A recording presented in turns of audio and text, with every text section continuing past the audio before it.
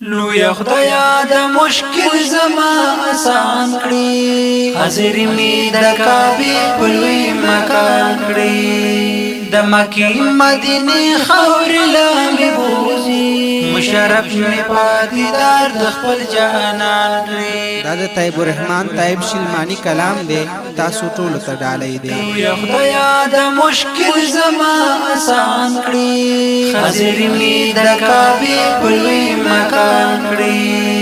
د مکه مدینه خاور لامې بوزي، مشرف می پاتیدار د خپل جانان کړی، مشرف می پاتیدار د خپل جانان کړی. که هر څومره ګناهګار یم ستا بنده یم، که هر څومره ګناهګار یم ستا بنده یم، په لوی فضل مې زړه ډک ته د ایمان کړی،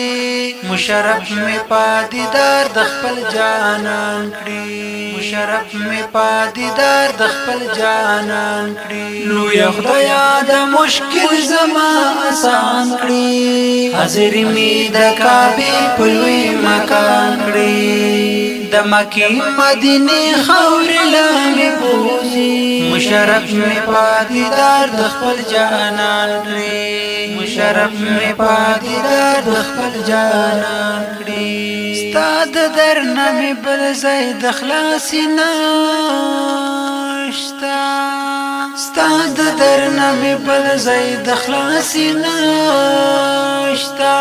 د خپل در په لور می خدایا در روان کړی، مشرف می پاتیدار د خپل جانان کړی، مشرف می پاتیدار د خپل جانان کړی. لوی خدایا د مشکل زما آسان کړی، حاضر می د کعبه په لوی مکان کړی، د مکه مدینه خاور لامې بوزي، مشرف می پاتیدار د خپل جانان کړی، مشرف می پاتیدار د خپل جانان کړی. رب ستا د نعمتونو حساب نشتا، رب ستا د نعمتونو حساب نشتا، ما شکر په نعمتونو په جهان کړی، مشرف می پاتیدار د خپل جانان کړی، مشرف می پاتیدار د خپل جانان کړی. لوی خدایا د مشکل زما آسان کړی، حاضر می د کعبه په لوی مکان کړی، د مکه مدینه خاور لامې بوزي، مشرف می پاتیدار د خپل جانان کړی، مشرف می پاتیدار د خپل جانان کړی. چې زما د کمزورۍ نه پیدا اخلي، چې زما د کمزورۍ نه پیدا اخلي، خدای ته می د شیطان نه په امان کړی، مشرف می پاتیدار د خپل جانان کړی، مشرف می پاتیدار د خپل جانان کړی. لوی خدایا د مشکل زما آسان کړی،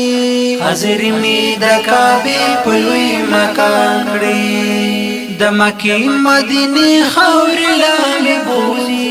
مشرف می پاتیدار د خپل جانان کړی، مشرف می پاتیدار د خپل جانان کړی. په خاطر د خوږ نبی آخر زمان می، په خاطر د خوږ نبی آخر زمان می، طیب عسل ته په هر یو امتحان کړی، مشرف می پاتیدار د خپل جانان کړی، طیب مشرف می پاتیدار د خپل جانان کړی. لوی خدایا د مشکل زما آسان کړی، حاضر می د کعبه په لوی مکان کړی، د مکه مدینه خاور لامې بوزي، مشرف می پاتیدار د خپل جانان کړی، مشرف می پاتیدار د خپل جانان کړی. لوی خدایا د مشکل زما آسان کړی، حاضر می د کعبه په لوی مکان کړی، د مکه مدینه خاور لامې بوزي، مشرف می پادیدار د خپل جانان کړي مشرف می پادیدار د خپل جانان